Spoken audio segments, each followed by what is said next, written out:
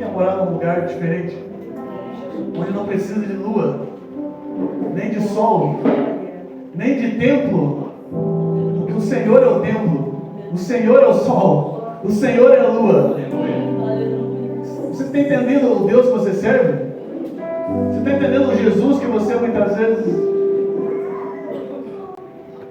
não dá valor, irmão? Muitos de nós não damos valor àquilo que nós recebemos. Tem gente esperando o melhor de Deus, mas o melhor de Deus já veio. É Jesus. Interessante aqui, Apocalipse 21, ele dá um relato, algumas coisas como será essa nova Jerusalém. Interessante no versículo 2, que João vê essa cidade, e ele vê ela como uma noiva. Ele vê ela como uma noiva, uma esposa ataviada para o seu marido. E ele diz que ele viu uma grande voz do céu que dizia: eis aqui o tabernáculo de Deus com os homens. Presta atenção nisso que eu vou te dizer. Haverá um casamento, uma festa de Jesus com a igreja.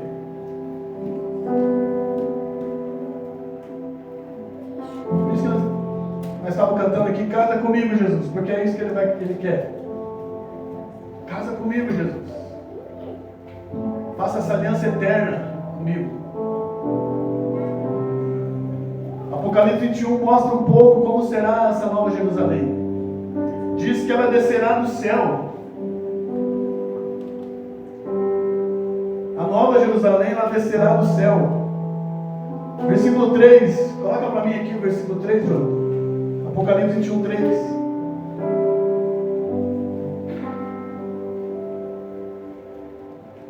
Talvez alguns de nós aceitamos Jesus e muitas vezes nós pensamos que nunca mais a gente teria problema,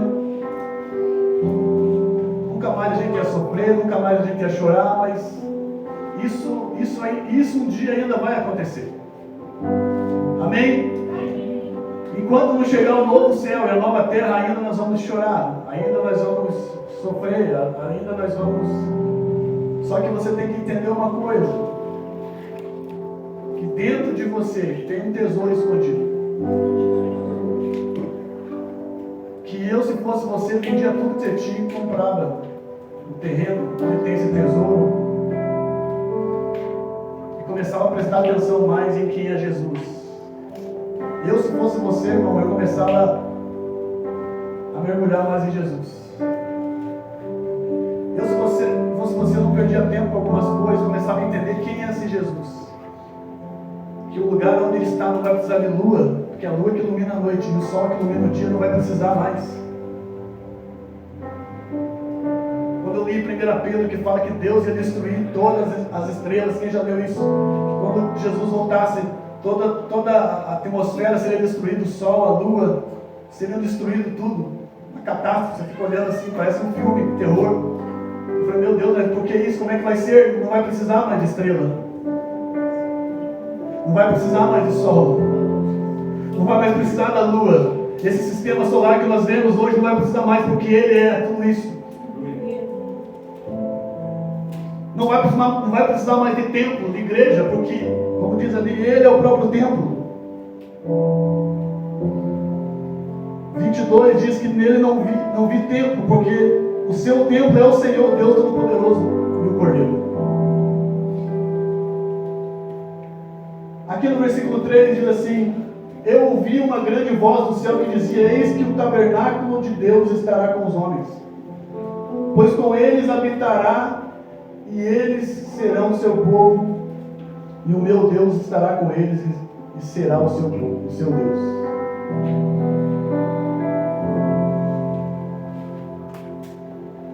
Vá comigo para João, capítulo 1. Evangelho de João.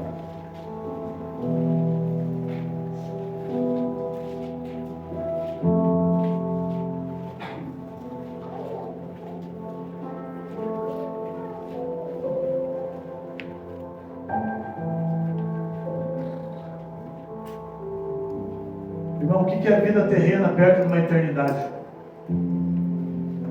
O que é alguns anos nessa terra e nesse céu? Debaixo desse céu, perto de uma eternidade, que haverá um novo céu e uma nova terra. Só que muitas pessoas, nós vemos ali em Apocalipse, muitas pessoas vão ficar de fora desse lugar. Porque nós aprendemos aqui, temos aprendido que a eternidade tem dois destinos. Uma eternidade sofrida ou uma eternidade de alegria. Temos que escolher qual que nós vamos passar. Uma eternidade diante de Deus ou uma eternidade afastada de Deus, totalmente afastada e para sempre. João capítulo 1 diz assim: no princípio era o verbo, e o verbo estava com Deus, e o verbo era Deus. Ele estava no princípio com Deus. Todas as coisas foram feitas por Ele, e sem Ele nada do que foi feito se fez. Nele estava a vida, e a vida era a luz dos homens, e a luz resplandeceu das trevas, e as trevas não compreenderam.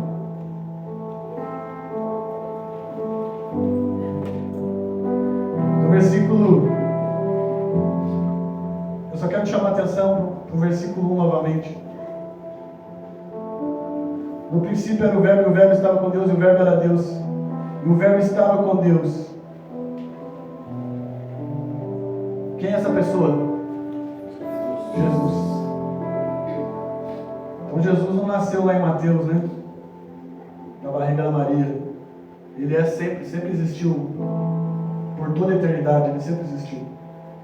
Vai comigo lá para o verso 12. Mas a todos quantos recebeu, deu-lhes o poder de serem feitos filhos de Deus, aos que creem em seu nome, os quais não nasceram do sangue, nem da vontade da carne, nem da vontade do homem, mas de Deus. E olha esse versículo 14. E o verbo se fez carne e habitou entre nós, e vimos a sua glória, como a glória do unigênito do Pai, cheio de graça e de verdade. Guarda comigo essa palavra aqui, habitou. Diga habitou. Habitou. Essa palavra habitou aqui é a mesma palavra lá em Apocalipse 21, que fala aqui no versículo 3.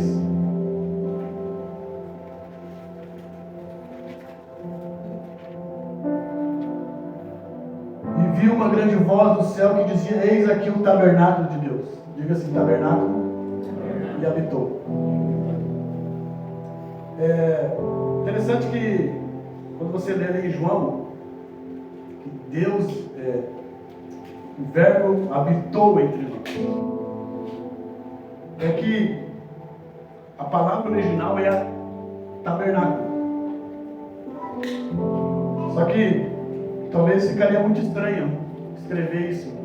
E o verbo se fez carne e taberculou. Então tabernaculou entre nós. Estou lá em João 1, versículo 14. E o verbo se fez carne e habitou entre nós. Ou seja, a palavra ali é tabernaculou entre nós. Seria estranho estar escrito dessa forma, de pronunciar, mas o original é isso.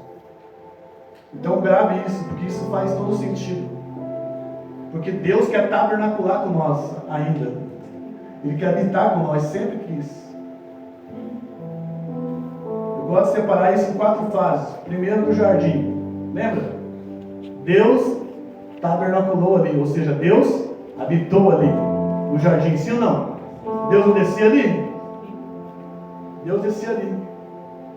Ele ficava ali no jardim. Deus descia. Assim como descerá a Nova Jerusalém, descerá do céu. Onde você vai passar? Aonde que você vai morar eternamente com Jesus? No novo céu e na nova terra. Amém? Que vai descer. Não vai subir, vai descer. Então, lá no Éden, Deus tabernaculou, Deus habitou entre o homem. Deus sempre quis fazer isso. Houve um pecado, aí passou, Deus falou com Moisés: constrói um tabernáculo. Lembra do tabernáculo? Onde tinha lá o lugar onde Deus descia. Então, no jardim do Éden, Deus queria habitar, sim ou não? No tabernáculo, Deus também queria habitar. Aí, chega lá, agora estamos aqui no período dos reis e manda construir um templo. É o lugar onde Deus queria habitar. Todo lugar onde Deus está é o céu, irmão. Fala para o teu irmão, a tua casa pode ser no céu. Todo lugar que Deus está é o céu. Eu sempre faço essa pergunta para raciocinar. Deus está no céu ou o céu está em Deus? O céu criou Deus ou Deus criou o céu? Então quem tem mais poder? Quem está em que lugar? É o céu que está em Deus. Por isso que o céu vai descer. O Apocalipse diz que o céu vai descer. Ou seja, Deus vai descer. Ele vai querer continuar habitando entre nós. Éden, tabernáculo, templo. E hoje, Deus continua habitando entre nós. Só que agora Ele está aqui dentro. Ele está aqui dentro. Deus sempre quis fazer isso. Ele sempre quis habitar em nós. Por isso que você tem um pouco de céu e um pouco de terra ao mesmo tempo. Você tem céu e terra ao mesmo tempo. Tem momentos da sua vida que você não sabe se você está no céu ou se está na terra. Na verdade é algo que está dentro de você, que faz você refletir, que faz você... Tem hora que você está no êxtase com Jesus, tem hora que... É porque está misturado em você ainda. Mas um dia tudo isso, tudo que é corruptível, tudo que é mortal, tudo que pode ser destruído, vai ser destruído, para que o inabalável permaneça. Então, irmãos, eu quero continuar falando sobre a eternidade com você. Abre comigo a sua Bíblia em Mateus 25, Mateus 13, por favor. Mateus 13.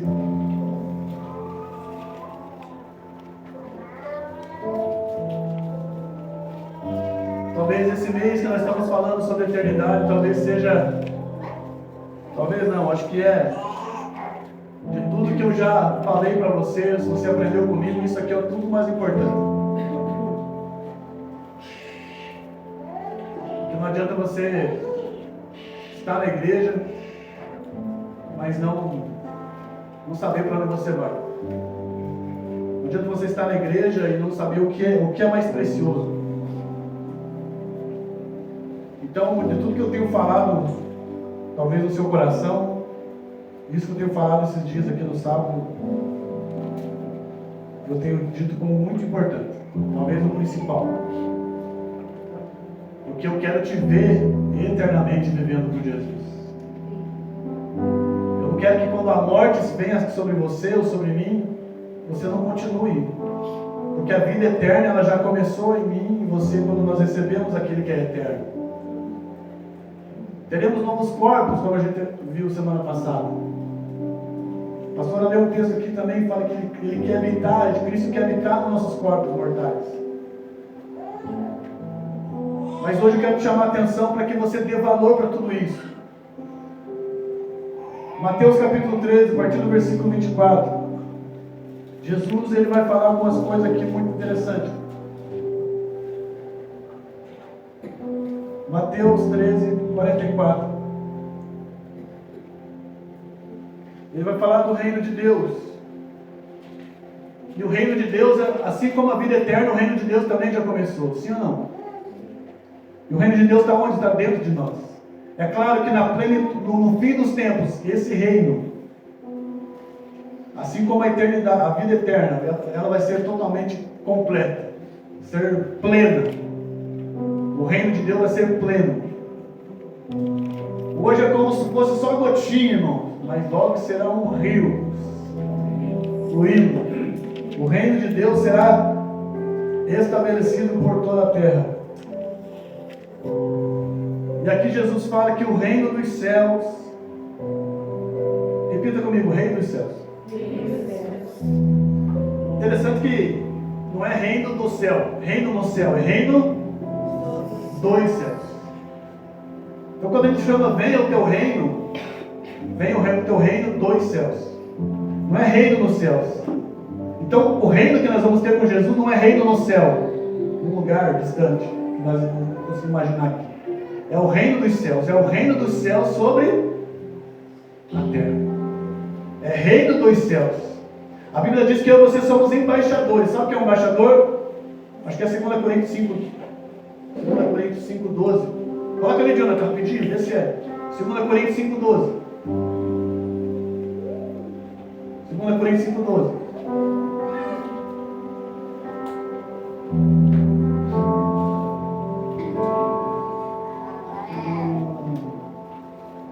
Não, acho que é o primeiro, o segundo. Segura aí o Mateus.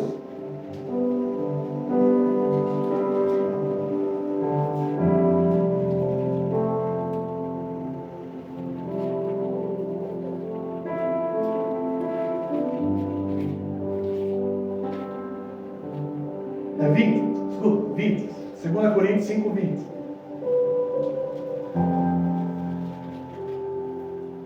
Olha lá.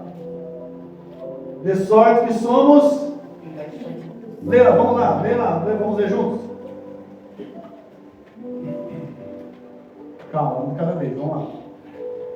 De sorte que somos embaixadores da parte de Cristo, como se Deus por nós rogasse. Rogamos, pois, da parte de Cristo, que vos reconcilieis com Deus. Bem, põe na transformadora, Jonathan. Vou aprender aqui. Mais uma vez. Agora, portanto, somos embaixadores de Cristo. Deus faz seu apelo por nosso intermédio. Falamos em nome de Cristo quando dizemos: reconcilie-se com Deus. O que é um embaixador? O que é uma embaixada? A embaixada, por exemplo, a embaixada de países aqui no Brasil é representante daquele país. O embaixador, assim como o cristão, ele é um representante de Cristo aqui na terra. Sim ou não? Sim ou não? Então, quando a gente fala assim, a minha pátria não é aqui. Dá versículo aí, tem versículo. A minha pátria não é aqui. Exatamente, a tua pátria não é aqui. A tua pátria é onde? De onde vem a tua pátria? Do reino dos céus. Então quando a gente diz que a minha pátria não é aqui, realmente a tua pátria não é aqui. A tua pátria, ela vem dos céus. Mas você desceu dos céus e está aqui hoje representando aqui nessa terra. Você é o embaixador desse céu aqui. Por isso que eu e você podemos já manifestar o reino de Deus aonde a gente vai. O reino dos céus. Reino dos céus, não dos céus.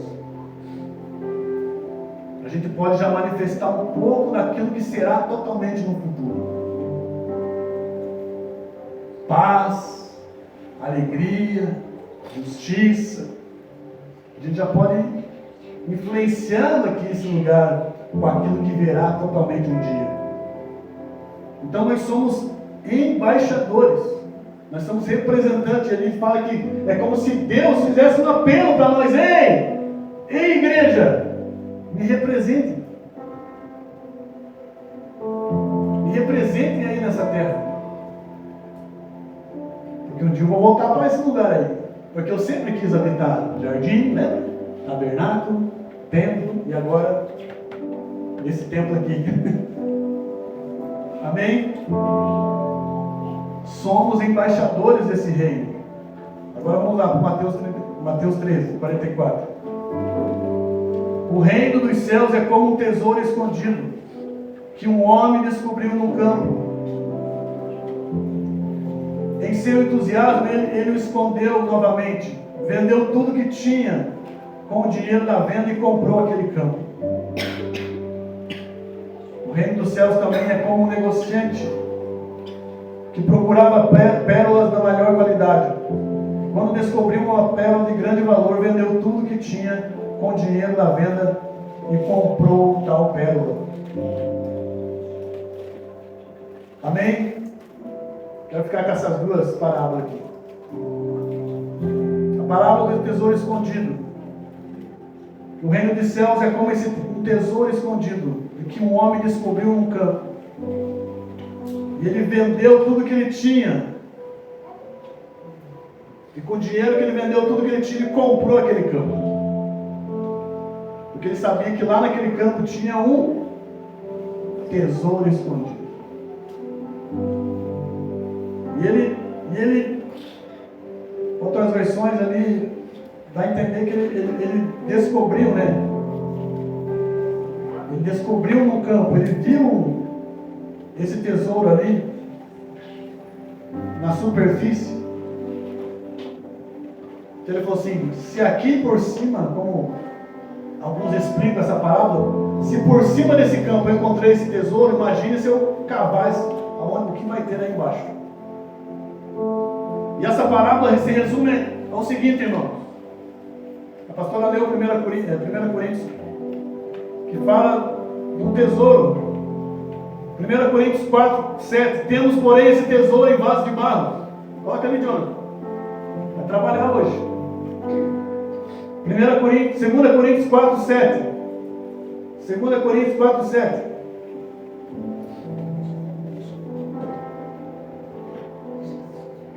Temos, porém, esse tesouro em vaso de barro, para que a excelência do poder seja de Deus e não nossa. Quem que é o tesouro da parábola? Quem que é o tesouro da parábola? Jesus. Amém?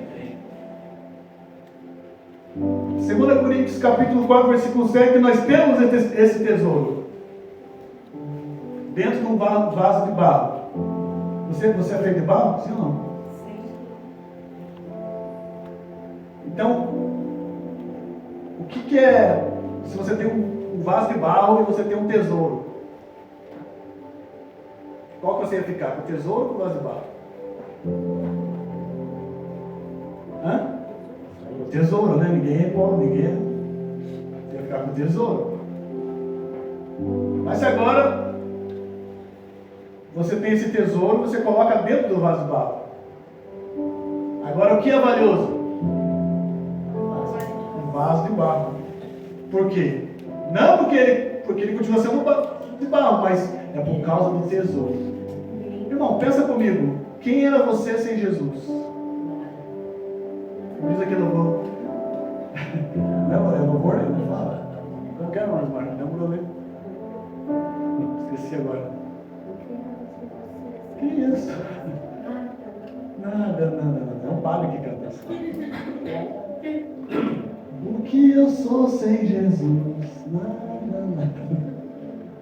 Quem era você sem Jesus? Um vaso de barro. O que você continua sendo sem Jesus? Não, eu sou isso, eu sou aquilo, eu faço aquilo. Você continua sendo nada. Mas quando você pega, você descobre esse tesouro que é Jesus, você vende tudo que você tem e compra esse campo e começa a cavar mais. Aleluia. É isso que eu estou querendo falar para você hoje. Jesus tem muito mais para você descobrir dele. Ele não é só esse tesourinho que você viu em cima do campo. Irmão, vende tudo que você tem, compra esse campo e começa a cavar. E quando eu falo para você vender tudo, não estou falando para você vender a tua casa, teu carro, não. Estou falando para você começar a dar valor àquilo que tem valor. A dar importância àquilo que tem importância. A viver pelas coisas que são eternas. Amém? Como diz 2 Coríntios, João. 2 Coríntios 4,17. 2 Coríntios 4,17. Porque a nossa leve e momentânea tribulação, porque essas aflições pequenas e momentâneas que agora enfrentamos produzem para nós uma glória que pesa mais que todas as angústias e durará eternamente. 18. Portanto, não olhamos para aquilo que agora podemos ver. Em vez disso, fixamos o olhar naquilo que não se pode ver, pois as coisas que agora vemos logo mas as que não podemos ver são eternas, durarão para sempre. O que eu quero assim chamar a tua atenção hoje é para você talvez dedicar mais tempo para aquilo que é eterno, se importar com aquilo que é eterno.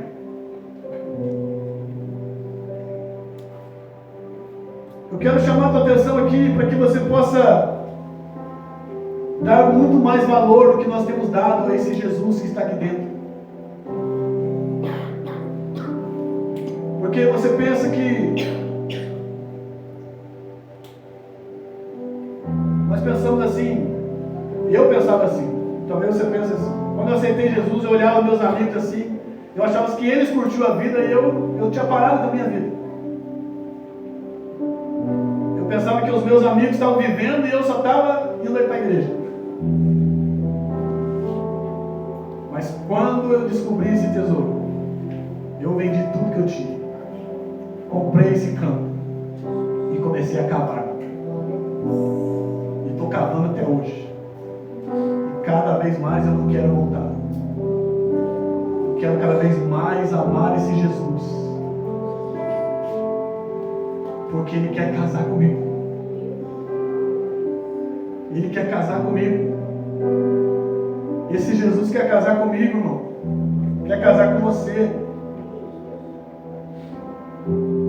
Ali também é outra parábola de Mateus 13:45. O reino dos céus também é como um negociante que procurava pérolas da melhor qualidade.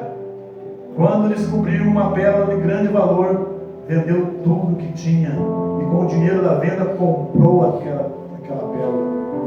Quem é essa pérola de grande valor aqui na parábola? Jesus. Então, Jesus fala que o reino dos céus é semelhante a isso. É um homem negociante de pérolas de melhor qualidade, mas quando ele descobriu uma pérola de grande valor, ele vendeu tudo que ele tinha e adquiriu aquela pérola. Então Jesus, o reino dos céus, vale tudo que você achar que precisa fazer para herdar ele. Faça tudo que você achar necessário para que você possa herdar o reino dos céus. Não, pastor, mas eu já fui salvo. A salvação é de graça. A salvação é de graça. Mas a Bíblia diz que o reino de Deus, só os que se esforçam alcançam. Porque o que é a salvação? O que você fez para ser salvo? Nada. Foi de graça, Jesus fez. E o que é ser salvo? É você entrar num outro, sair das trevas para a luz. Mas agora o que é viver no reino de Deus? É ter uma outra mentalidade. A Bíblia diz que no reino de Deus, alguns de nós seremos reis e alguns sacerdotes. Nesse novo céu e nova terra, alguns de nós aqui vão poder governar cidades. Talvez você nunca se candidatou para nada, mas nesse novo céu e essa nova terra, a Bíblia diz que alguns de nós seremos reis. Nós vamos governar algumas cidades. Nós vamos julgar as nações com Jesus. Eu não sei se eu estou me desanimando você, que o céu, todas aquelas ruas de ouro que você achava que é lá em cima, vai ser aqui embaixo. Aquele lago, aquele rio, é tudo aqui. Se você lê Apocalipse 21, quando nós acabamos de ler, depois que desce, ele começa a relatar isso aqui. É que hoje a gente olha, 2 Coríntios 4, 17, 18, a gente está olhando aqui agora e a gente não consegue imaginar. Mas isso que a gente está olhando agora vai passar. E o que nós não estamos olhando vai ser eterno. Vai ser eterno. Interessante que nesse lugar não haverá mais choro, não haverá mais morte. Aqui, nesse lugar que nós estamos, será restaurado, irmãos. E vai ser sempre como Deus queria que fosse. Ele habitando aqui conosco. E não sem morte, sem dor, sem lágrimas. Assim como era no Éden. Tem até um louvor que diz: assim como era no Éden, assim será novamente. Deus não mudou o plano. Porque quando o homem pecou, ele falou para a serpente que ela ia ferir o calcanhar. Mas a criança que ia nascer da mulher ia ferir a sua cabeça. Deus não mudou. O que vai mudar é se eu e você estaremos lá. Abra comigo Mateus 25 para terminar. Mateus 25.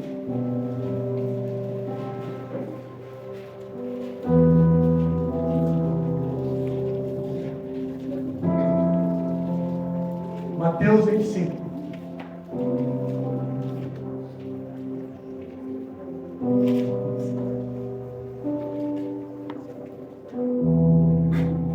Então deixa eu dar um conselho para você. Não saia por aí dizendo, eu não sou nada. Não, você tem um tesouro aí dentro. Dê valor para esse tesouro aí. Se for preciso, venda tudo para que você possa dar mais valor para esse tesouro aí. Achar mais. Cavar mais. O que eu falo para você cavar mais? É você conhecer mais a Jesus. Escuta o que eu vou te dizer agora. Cavar esse campo é conhecer mais a Jesus. Porque muitas pessoas durante a sua caminhada têm perdido não só a salvação, mas têm perdido uma eternidade com Jesus. Por quê? Porque elas acham que o que elas fazem para Jesus é suficiente. E não é o que você faz para Jesus. É o quanto você conhece Ele. Porque um dia Ele vai dizer, eu posso dizer para Ele, Senhor, eu fiz isso em teu nome. Eu fiz isso para Ti. Eu fiz isso para Ti. Eu falei isso, eu profetizei, eu fiz um milagre, eu não sei o quê. Jesus vai olhar para alguns e vai dizer, eu não conheço você. Então, a vida com Jesus, meus irmãos, a eternidade tem a ver em conhecer a Jesus e prosseguir em conhecer. Conhecer e prosseguir em conhecer. Não é um dia levantar a mão, batizar e pronto, agora é só esperar o mundo acabar. Não. É prosseguir em conhecer esse Jesus. Que cada dia você vai querer vender alguma coisa, no sentido de você entender que o que você tem vale a pena. O que tem dentro de você vale a pena. O reino dos céus. Escuta, salvação pode ser para todos, mas o reino dos céus não será. Jesus, quando morreu, ele morreu por todo mundo já.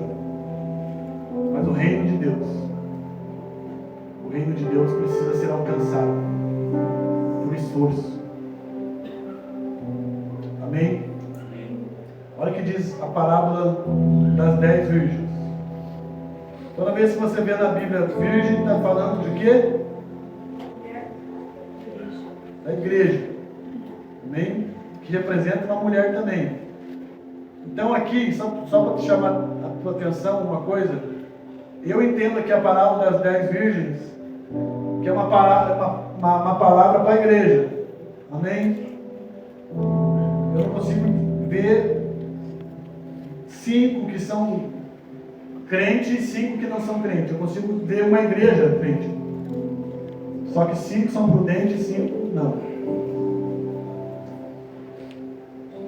E diz assim, então o reino do céu, olha o reino dos céus aí de novo. O reino dos céus será semelhante a 10 virgens, que tomando as suas lâmpadas saíram ao encontro do esposo. Olha o esposo aí, olha o noivo aí. E 5 delas eram prudentes, e 5 delas eram insensatas, loucas. As loucas, ou insensatas, tomando as suas lâmpadas, não levaram azeite consigo, mas as prudentes levaram azeite em suas vasilhas com as suas lâmpadas. E tardando o esposo, tosquenejaram todas e adormeceram. Mas à meia-noite ouviu-se um clamor.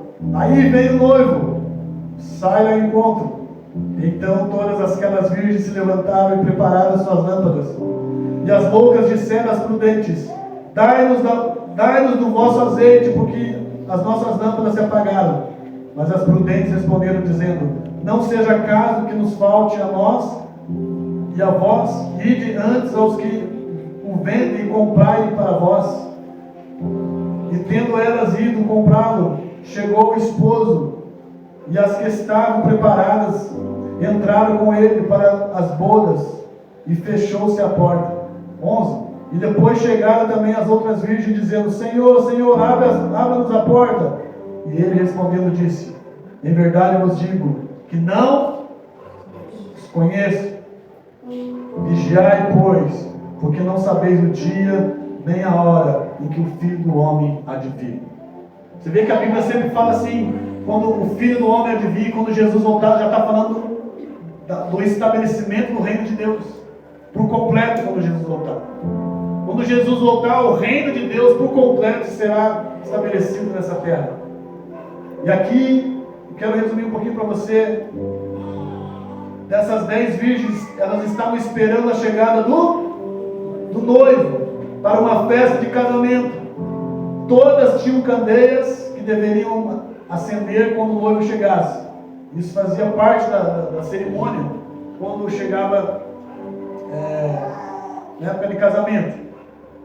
Às vezes nós olhamos o casamento aqui na nossa cultura ocidental, era diferente lá no Oriente, principalmente aqui na cultura judaica.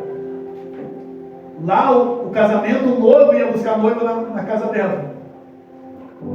A noiva ficava pronta na casa dela, com a família dela, e o noivo vinha com a galera dele lá na casa dela. Não é que nem nós que estamos na igreja esperando, não. O noivo ia até a casa da noiva e ela tinha que estar preparada. Então, quando Jesus fala desse encontro, também é assim.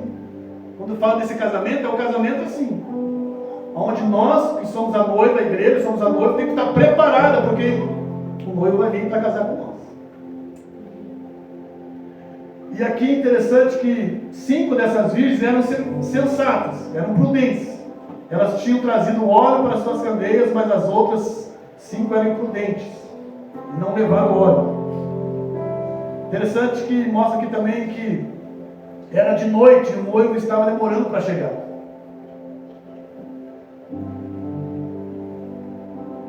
Jesus não volta não. Eu tenho ouvido isso desde. E muitas pessoas, como eu falei, elas vão se esfriando na fé, não vão conhecendo Jesus, não vão vendendo o que tem para comprar esse tesouro, esse campo para cavar, descobrir mais nesse campo, esse tesouro que está lá. E elas vão indo, mas chega uma época que elas esquecem quem elas são. Interessante, como eu falei, essas 10 virgens, para mim, no meu entendimento, as 10 elas estão na igreja. Só que 5 estão preparadas e 5 não estão. E uma delas, lá no versículo 11. 11 não, 9. As prudentes responderam dizendo: não seja caso que nos falte a nós e a vocês também, antes vão vendo e comprem. Porque as insensatas não estavam preparadas com o óleo na candeia, né? Aquele negócio que ilumina. E elas foram pedir para as prudentes: ó, empresta para nós. E aí as prudentes falaram: não, se nós emprestar para vocês, vai voltar para nós e para vocês também. Vão e comprem. Vão e comprem. Então aqui está falando do reino de Deus. Não está falando de salvação. Aqui está falando do reino de Deus.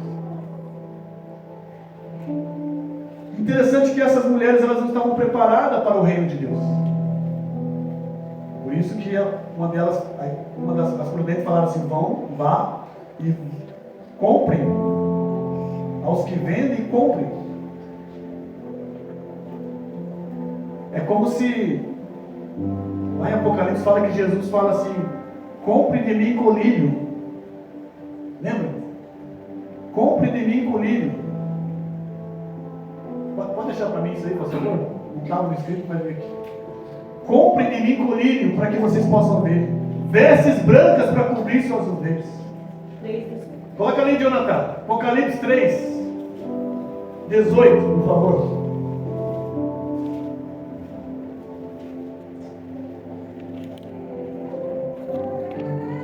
Estamos construindo algo junto aqui, irmãos?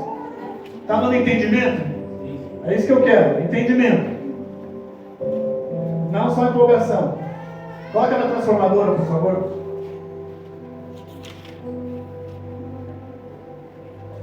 Apocalipse 3:18. Eu aconselho a comprar de mim ouro purificado pelo fogo, e então será rico. Comprem também roupas brancas para que não se envergonhem de sono deles, e colírio para aplicar nos olhos a fim de enxergar. Isso, 19. Eu corrijo e disciplino aqueles que amam, por isso seja zeloso e arrependa. Então eu posso fazer uma conexão aqui dessas mulheres. O que essas mulheres não tinham, as 5 imprudentes? O que elas não tinham? Azeite. Amém? Azeite, o óleo. O que na Bíblia representa o azeite, o óleo? A unção. Então, o que faltava para essas mulheres? Por mais que elas estavam na igreja, unção. Porque uns são, outros não são.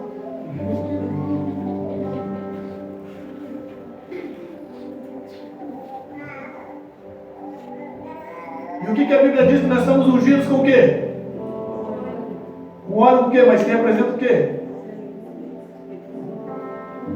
Espírito Santo. Então, a diferença dessas 10 mulheres da igreja, que estavam na igreja, só que 5 delas, elas eram cheias do Espírito Santo. E as outras 5. Por isso que a Bíblia diz: não apagueis o Espírito. E quando eu falo cheios do Espírito Santo, não estou falando quem ora em línguas, quem profetiza, que faz milagres. Não, estou falando de uma pessoa que nasceu de novo. Porque quando você nasce de novo, não é mais você que vive, mas é o Espírito de Cristo que vive em você. Então, eu posso fazer essa conexão que essas mulheres deveriam comprar, né? Como diz Apocalipse ali 3. Talvez a vida delas, coloca ali, Jonathan, a vida delas não estava correta.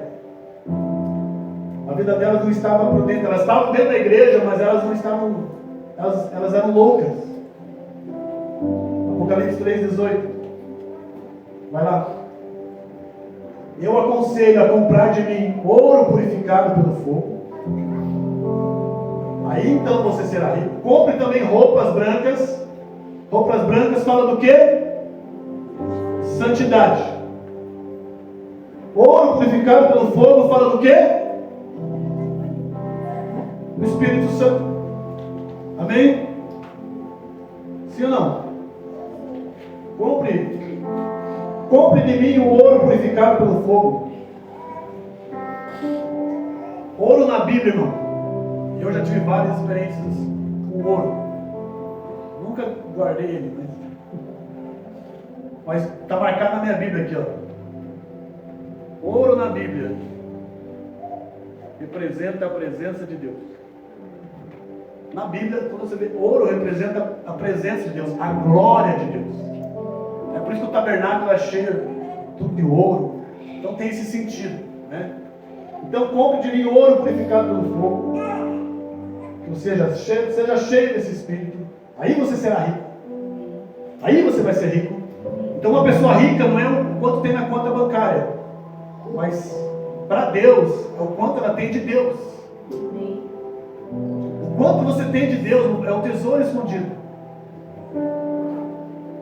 Compre também roupas brancas, que fala de santidade, para que não se envergonhem da sua nudez. E também compre colírio. Colírio é para aplicar onde? Nos olhos, para que você possa enxergar. Então, nesse versículo aqui, para que eu e você não seja uma pessoa dentro da igreja, mas imprudente, louca, e não venha herdar o reino de Deus, o que eu sugiro para você? Seja cheio do fogo do Espírito, ande em santidade, e dá uma pingadinha de colírio aí nos seus olhos, para que você possa enxergar coisas que você não tem enxergado. Peça para Deus abrir os seus olhos espirituais, no sentido que você comece a dar valor naquilo que precisa dar valor, a enxergar como Deus enxerga as coisas. Porque às vezes nós avaliamos isso como valioso, mas para Deus não é. Mas nós enxergamos com os olhos do mundo, por isso então tem que dar uma pingadinha aí de colírio. Diga assim: eu preciso ser prudente, não insensato. Tem uma outra parábola na Bíblia que conta de um homem que juntava em celeiros todas as suas riquezas, e um dia alguém falou para ele: louco, essa noite vão pedir a sua alma. Para quem vai ser? Para quem você vai entregar? Ou seja, queria dizer assim, o cara juntou riquezas, mas ele não preparava a sua alma. Nós aprendemos aqui que o problema não é ser rico.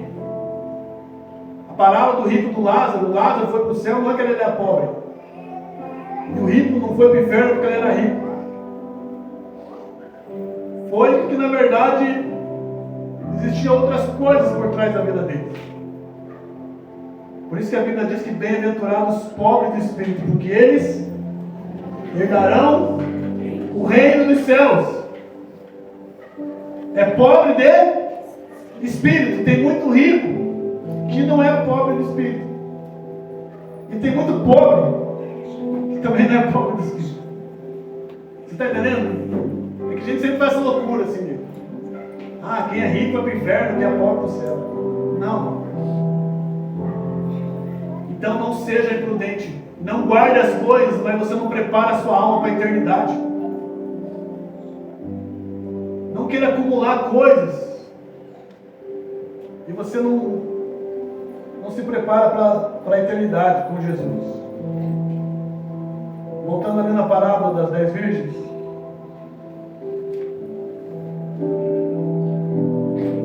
qual que é o propósito dessa parábola? Eu posso dizer para você que Jesus ele contou essa parábola porque ele estava explicando sobre a sua vida no fim dos tempos.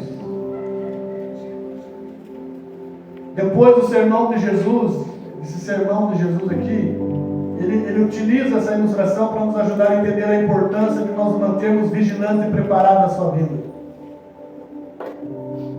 Então, eu quero preparar para você estar com Jesus firme hoje, Josmar. Todos nós aqui, gente, todos nós aqui firmes. Mas amanhã também eu quero que você esteja preparado, porque você não sabe que hora que vai vir o noivo. Então assim, não tem mais essa história, se você está bem com Deus uma semana, mas a outra semana você não está. E sabe por que nós não estamos bem com Deus? Ou a gente está uma boa semana bem com Deus, a outra a gente não está? Porque a gente está sendo louco. Porque a gente quer, não sei você, mas muitas vezes a gente quer comparar a nossa vida, nosso relacionamento com Deus, se as coisas estão dando certo na nossa vida aqui fora. Então se está todo mundo bem aqui, eu não estou doente, não tenho doença, está tudo ok, tenho emprego, salário bom, casa, está tudo bem. Bom, minha vida com Deus está uma maravilha. Mas se eu não tenho nada disso, minha vida com Deus, não, irmão, você tem que se manter firme, constante, sempre abundante na obra do Senhor, com o relacionamento com Jesus. Não relacione essas coisas com a sua vida com Deus. Não importa se você está desempregado hoje, você tem que estar preparado. Se você está bem empregado, você tem que estar preparado. Se você mora em aluguel, você tem que estar preparado. Se você mora numa casa própria, você tem que estar preparado. Você precisa estar preparado para quando o noivo vir. Amém? Você tem que estar preparado. Então, o noivo dessa parábola é Jesus. E o homem recém-casado, deixa eu ler algo para você da época. O homem recém-casado, que representa Jesus aqui, assim como o noivo que ia à casa da noiva para buscá-la para a festa de casamento, assim sabemos que um dia ele vai vir buscar o seu povo. Cristo voltará, mas nós não sabemos quando. Por isso está alerta. Amém? Quem são as 10 virgens? As 10 virgens, elas são na totalidade todas que simpatizam ou querem seguir a Jesus. Cristãos nominais e praticantes. Dentro desse grupo há prudentes e imprudentes, mas nós não devemos julgar. Então aqui pode ter prudente e imprudente, mas nós não podemos julgar. Nós podemos alertar, para que todos se tornem prudentes. Amém? Todos se tornem prudentes. Mas precisamos perseverar e estar preparados para o encontro com o noivo. Quem são essas 5 virgens prudentes? As virgens sensatas representam aquelas pessoas que ouvem o Evangelho, se convertem, creem e se arrependem e vivem verdadeiramente para Jesus, que é a nossa forma, essa é a nossa forma de nos prepararmos para a segunda vinda de Jesus. Coloca aqui, Jonathan, 2 Pedro 3.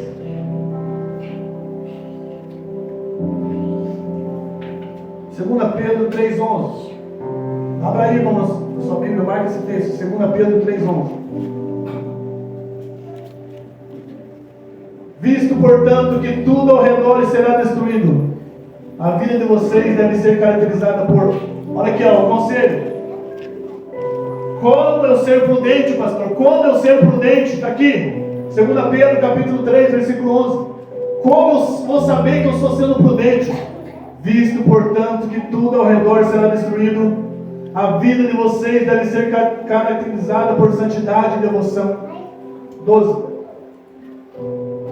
Esperando o dia de Deus e já antecipando a sua vinda, nesse dia, Ele incendiará os céus e os elementos se derreterão nas chamas. 13. Nós, porém, aguardamos com grande expectativa os novos céus e a nova terra, que Ele prometeu, um mundo pleno de justiça. Amém? Amém. Quem está feliz com a eternidade? Amém. Amém, irmãos? Volta no 11, Jonathan. Como que eu tenho que viver? Em santidade e devoção. O que resume para mim uma pessoa prudente que vive em santidade e devoção? Você é devoto de alguma coisa, sim ou não? Quem é devoto de alguma coisa que deveria ser de Jesus? Eu deveria ser devoto de Jesus. Você sabe o que uma pessoa devota da Aparecida faz? Ela pega uma vez por ano e pega e vai lá para lá. Ela gasta o que não tem. Sabe uma pessoa devota pelo santo dela no dia, que é o dia do santo dela, é o meu santo, eu não trabalho nesse dia, eu não faço nada. O que nós estamos fazendo por Jesus, irmãos? Reflete se você vai passar a eternidade com Ele. Eu fico pensando assim, o que algumas pessoas vão fazer nesse novo céu, nova terra, se eles não querem Jesus aqui? Como diz o meu amigo Cirilo, se Jesus estivesse no inferno, eu ia para o inferno. Porque o céu, o novo céu, nova terra, pode ter rua de ouro, portão de ouro, árvore, pode ter o que for, mas se Jesus não estiver no céu, lá é um lugar que você não vai viver. Então, assim, ensina isso, essa pérola de grande valor,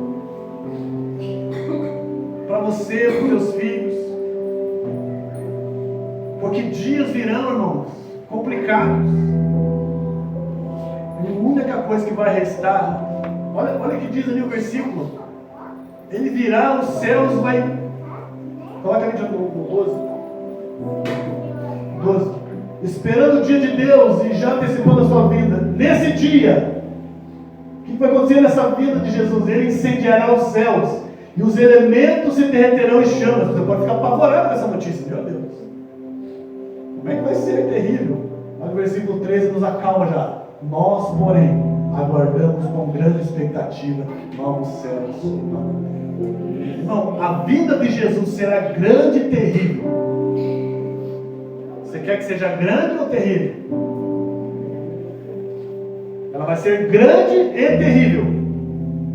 Grande para quem está esperando, terrível para quem está brincando. Vai ser terrível. Terrível para quem não está preparado. Amém? Então essas 5 virgens imprudentes, elas são insensatas, representam as pessoas que, tendo ouvido o Evangelho, não mudam de vida. Quem são essas virgens insensatas, loucas? Pessoas que ouvem o Evangelho, talvez estão dentro da igreja, mas não mudam de vida, não nasceram de novo, continuam na velha vida do pecado, não se arrependem, não pensam nas consequências que fazem. Alguns falam assim: o inferno é aqui mesmo. Se quer viver o inferno, irmão, vive sem Jesus. Aí você já começou o inferno mesmo.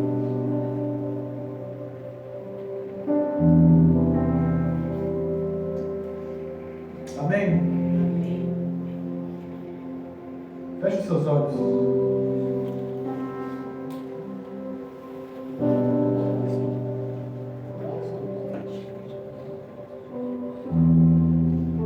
Feche os seus olhos.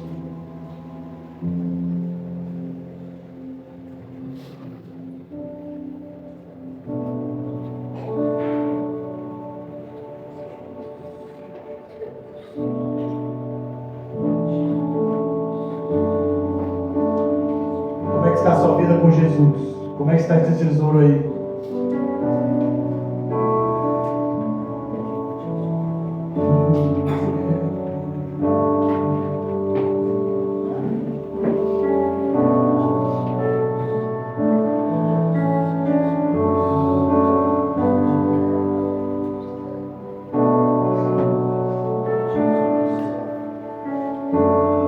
Como está o seu coração? Você tem sido prudente ou insensato? Quem é Jesus para você? O que Jesus tem feito? Qual é o efeito de Jesus na sua vida? Vende tudo e compra esse terreno.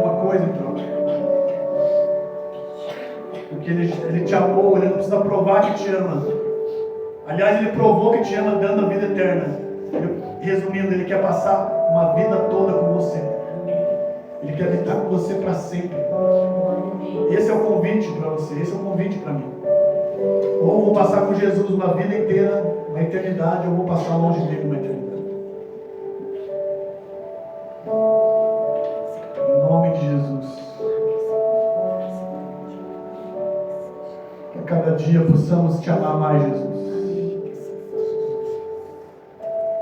Que as pessoas em nossa volta possam ver o quanto nós te amamos. Que possamos ser prudentes perto das pessoas. Que possamos ser sensatos. Possamos entender teus planos, teus projetos não podem ser frustrados. O Senhor continua querendo sempre a mesma coisa, habitar entre nós, e assim vai ser, Senhor. O Senhor é tudo que nós temos, não é só uma canção, é tudo, Senhor, que nós queremos, tudo que eu quero ser. Tu és o mais amável, o mais desejável. Nós te amamos, Jesus. Nós te amamos. Amém? Uma salva de palmas a Ele.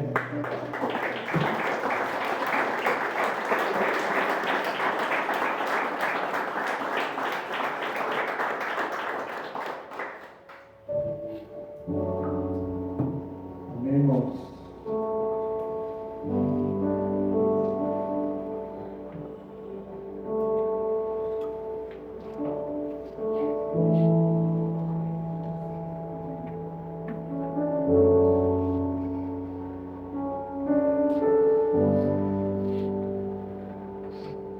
Nunca veja Jesus como um amuleto da sorte, irmão. Nunca ensine isso para as pessoas também, que Jesus é um amuleto da sorte. Mas Jesus não é um amuleto da sorte, Ele é tudo.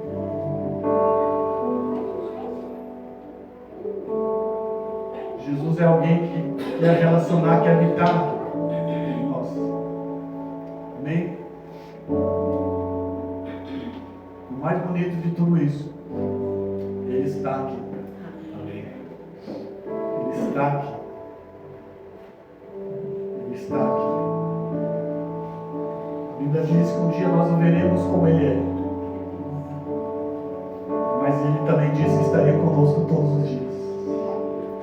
E esse Jesus é louco, né? Ele fala cada coisa. Está escrito cada coisa na Bíblia, eu não quero ser caminho. Mas Jesus é tudo que você precisa ter. Se você já tem, construa a sua casa nessa rocha. Vai vir vento, vai vir tempestade, você vai permanecer. Amém? Glória a Deus. Senta aí mais um pouquinho. Abra comigo Deuteronômio 16, por favor. Deuteronômio capítulo 16.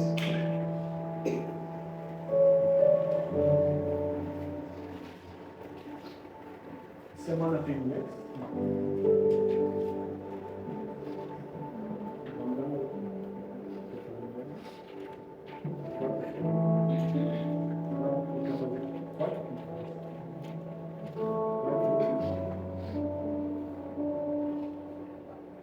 Deuteronômio 16.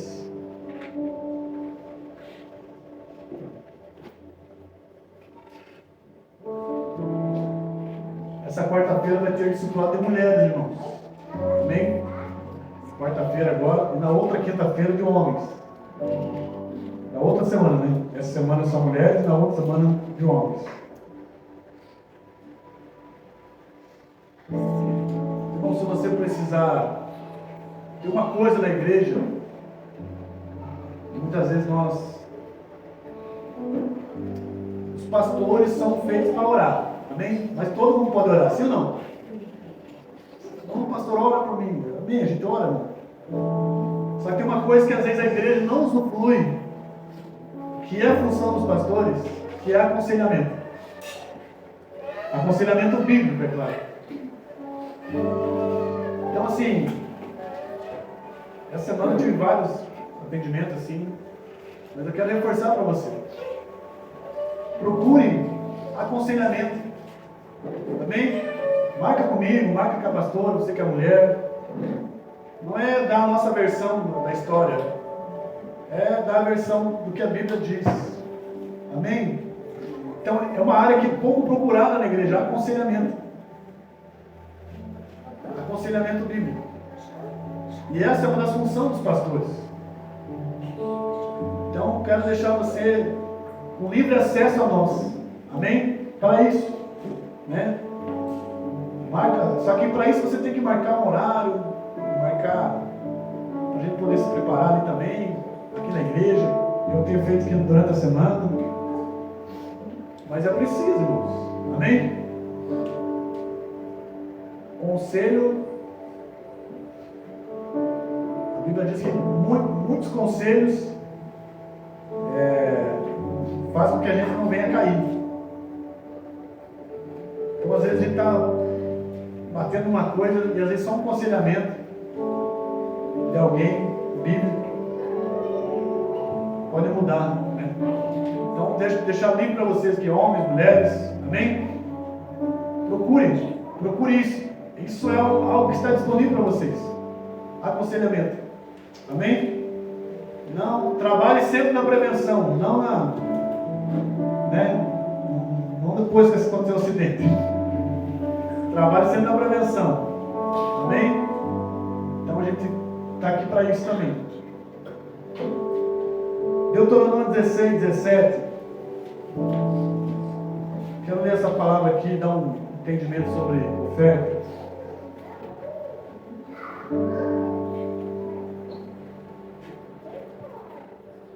Deuteronômio 16, 17.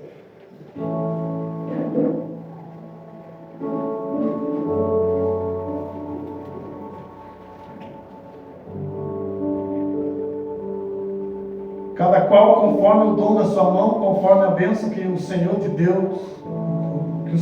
Deus te tiver dado. Amém?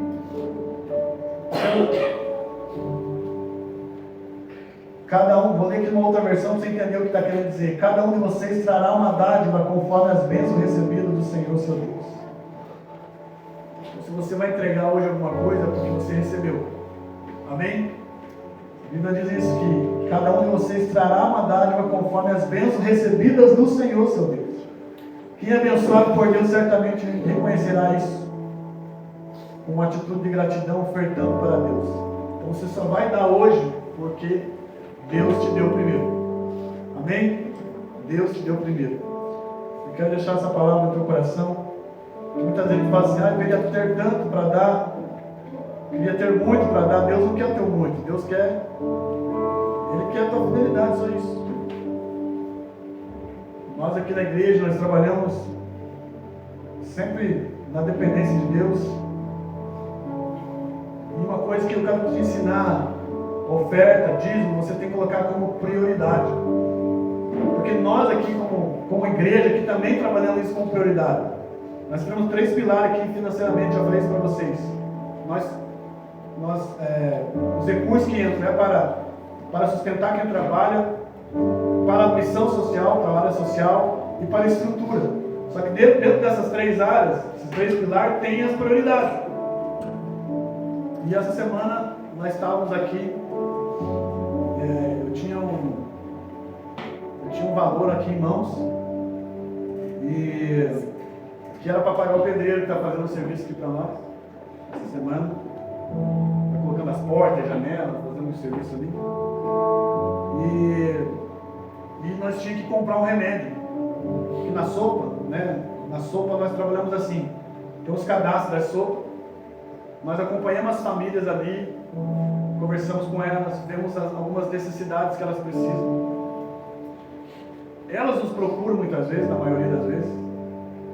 E a gente tem uma moça do cadastro, né, que ela tem um menino que quer tomar um remédio. O que ele tem? A microcefalia? Eu não sei o que ele tem. Um remédio que senão dá convulsão nele. Ele toma cada 15 dias esse remédio. Cada 15 dias tem que tomar esse remédio. E ela falou para mim ali no dia da sopa que ela pegava a receita lá, ela ia consultar, o médico dava 3 remédios para ela, só que ela só comprava um. Porque ela só tinha o dinheiro para comprar um, que era 80 reais, 88 reais. E daí ela perdia os outros 2, porque dá a receita, né? Fica a receita. Eu falei para ela, então, ó, a próxima vez que você pegar, você traz para nós vamos comprar. A igreja vai comprar para você. E ela ia tomar, meu Deus, ligar e tal. Daí ela apareceu essa semana. Justo na semana nós estávamos com o dinheiro limitado. Aí eu falei, a prioridade, ou paga o pedreiro, ou vai para o social. O pedreiro deu uma segurada essa semana, não veio na quinta nem na sexta. Falei, segunda-feira nós acertamos. Ele falou, beleza. Aí vamos lá comprar um remédio. Compramos 3 já. Né? Vai demorar para você. Eu vim trazer aqui de noite, né? O Pedro veio junto comigo, né, Pedro, a Rebeca. E o pai dela fez assim, obrigado. Porque você comprar um paracetamol é uma coisa, né? Comprar um ibuprofeno para tirar alguma coisa, mas você dá um remédio para alguém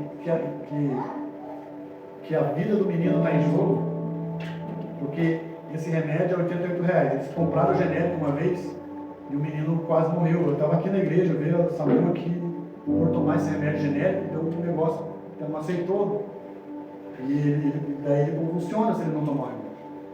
E esse remédio, um remédio é 15 dias. Então, eu falei para ela, enquanto ele precisar, a igreja vai comprar. Só que esse menino já é um milagre. Né? No começo, que eles vinham aqui, né? Nós orávamos por ele. Esse menino não era para andar. Ele não ia ter sentido de nada. E ele está ali, irmão. Ele anda para cima e para baixo. Ele já é um milagre. Porque ele já faz coisas, mas que o médico falou que ele não ia fazer. E esse remédio que ele está tomando também diz que é para toda a vida. Mas eu falei, enquanto ele precisar tomar, nós vamos pagar. A igreja vai pagar. Eu me comprometi isso com ela. Mas também creio que Deus pode mudar. Né? Ele pode nunca mais não precisar do tempo. Mas eu só estou colocando isso porque você tem que colocar na tua vida prioridade. Muitas vezes você tem um recurso, você tem a oferta, você tem o dízimo, só que você tem que colocar como prioridade. Então nós tínhamos dinheiro na mão, nós pagávamos a estrutura ou ia para o social. Então nós vemos o que é prioridade. Pessoas vêm antes de coisas, então a gente preferiu abençoar eles. Amém? Eu creio que Deus trabalha assim, irmãos. Então eu quero só para te falar onde vai o teu recurso aqui também. Onde vai o teu dízimo aqui? Onde vai a tua oferta? Para onde que vai? Entendeu? Então quando eles me agradecem, eles agradecem vocês. Quando eles falam Deus te abençoe, a bênção chega em vocês, porque o dinheiro é de vocês. Então é isso. Amém? Vamos orar? Pai, obrigado pela oportunidade de ofertar hoje. Obrigado pela oportunidade, porque se nós temos é que o Senhor nos deu primeiro. Como nós lemos aqui, Senhor, que o Senhor dá, o Senhor concede a nós, porque o Senhor proporcionou a medida para nós. Cada um dá na sua medida, porque é na medida que o Senhor dá é que nós entregamos. E nós, por ser tão abençoados, Senhor, nós reconhecemos nesta noite uma atitude de gratidão, ofertando aqui, Senhor. Sabendo que esses recursos que aqui entram são para sustentar pessoas, são para o social, são para a estrutura. E eu sei que o Senhor nunca deixará faltar.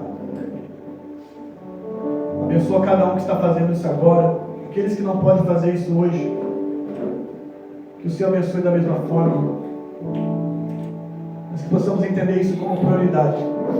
Fé, dízimo é uma prioridade. Eu tenho que escolher muitas vezes o que eu vou fazer. Senhor, faz aquilo que eu não posso fazer para essas pessoas. Faz aquilo que não cabe a mim, mas o Senhor pode. O Senhor pode abençoar no trabalho, o Senhor pode liberar um dinheiro na justiça, o Senhor pode um aumento de salário, o Senhor pode promover alguém no trabalho. O Senhor faz do seu jeito, na vida de cada um. Por isso eu te peço, Senhor, que a bênção financeira esteja sobre todos nós, mas que o nosso coração nunca esteja no dinheiro, mas sim no Senhor, que é o dono de tudo, em nome de Jesus. Amém?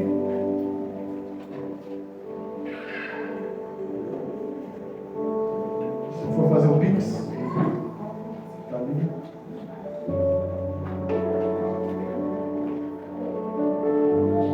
Irmãos, amanhã é aniversário da pastora. Eu quero orar por ela aqui. Amém?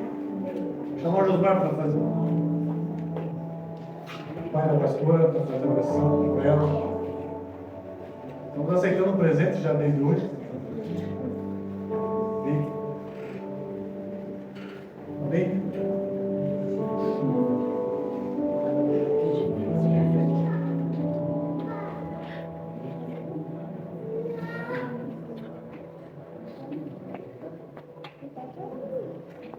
Irmão, se você, quando só depois você descobre qual é o tamanho da fralda. Se você quiser abençoar essa família que eu falei aqui, você pode abençoar também com fralda. Né? Você deixa aqui no social, aqui a gente distribui. Você pode deixar em dinheiro, mas também pode trazer. A turma vai descobrir o tamanho, né? E eu vou dando umas informações. Mas é uma coisa também que eles precisam sempre. Amém? Amém. Se tiver perto, Senhor, que Deus venha abençoar a minha menina, né? Volta e meia a gente lembra algumas coisas, como tem carro, né? Esse aqui era meu, palavrão aqui, era meu rabinho na igreja, chaveirinho meu. Eu estava no ensaio, lógico, eu estava nos ensaios de peça, estava junto. Irmãos, como era maravilhoso, e é maravilhoso estar com você, participando junto. Quando Às vezes as pessoas dizem assim, né? O pastor comentou que o menino é um milagre, né? Essa mulher aqui é um milagre de Deus, porque quando ela nasceu de 7 meses, o médico falou assim: vamos dar 72 horas para ela. Imagina o coração do pai, irmãos. Eu lembro que nós estávamos no culto e eu vi ela, bem pequenininha, mas uma coisa assim, ela pegava na mão assim. Só que quando eu vi ela respirando assim, com aquele capacete, né, de oxigênio e tal, ela puxava o fôlego assim, parava, eu disse: meu Deus, volta. E o doutor Alberto chamou e falou assim: olha, vamos dar 72 horas para ela. E ela, pelo jeito, ela é muito forte. E, irmãos, vocês sabem que uma pessoa que nasce de 7 meses tem que ficar na incubadora 2, 3 meses ainda, até amadurecer pulmão e tal. E ela, com 14 dias, ela foi para casa. 14 dias. Mas quando eu cheguei para Deus, eu falei assim: Deus, o Senhor me mostrou ela. Ela estava respirando. Eu quero ela. E, irmãos, aí, em nome de Jesus, estenda tuas mãos. Vamos orar pela pastora hoje, nós. Que Deus venha dar força, né? Em nome de Jesus. Meu Deus, em nome de Jesus, Senhor, primeiro te agradeço, Senhor, como o Senhor nos deu esse privilégio, Senhor, de ser pai da Isis, Deus. É muito maravilhoso, Senhor. Muito obrigado, Senhor, por esse privilégio de ser pai de uma pastora, Senhor, que está cuidando de pessoas, cuidando de almas, Senhor. Muitas vezes chorando, muitas vezes, Senhor, precisando da dependência do Senhor, ó Deus. Mas eu sei, ó Deus, como é maravilhoso, como é gratificante, Senhor, quando nós entregamos ela para o Senhor, quando nós assistimos o seu batismo, quando nós vemos, Senhor, ela hoje, Senhor, na frente, Senhor, de pessoas, pregando a tua palavra, Deus, e completando mais um ano de vida, Senhor. Senhor Jesus, que o Senhor venha ser glorificado na vida da minha filha, Senhor. Que o Senhor venha ser adorado e exaltado na vida da minha filha, Senhor. E tudo, Senhor, é para a tua honra, tudo é para a tua glória. Obrigado, Jesus, obrigado, Jesus, obrigado, Jesus, obrigado. Abençoa minha filha, Senhor. Seu ministério, Senhor, como nós muitas vezes falamos lá no altar, Senhor. O seu ministério, Senhor. O seu ministério abençoa ela em nome de Jesus, Pai. Abençoa, Senhor, dando para ela muitos anos de vida, Senhor. Muitos anos de vida, Senhor. E que muitas almas, Senhor, ela venha arrebanhar para o teu reino, Senhor. No nome de Jesus eu te peço, Senhor, e eu te agradeço, Pai. Amém, Jesus. Amém. Amém.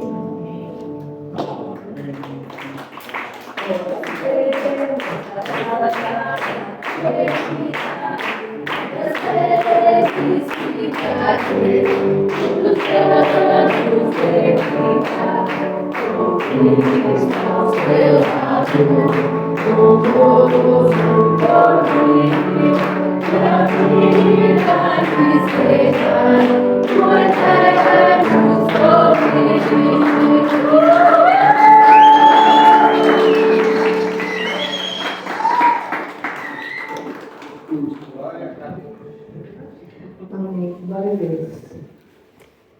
É uma alegria, né, irmãos? Aniversário sempre é motivo de festa, é motivo de gratidão a Deus, que até aqui o Senhor tem nos sustentado.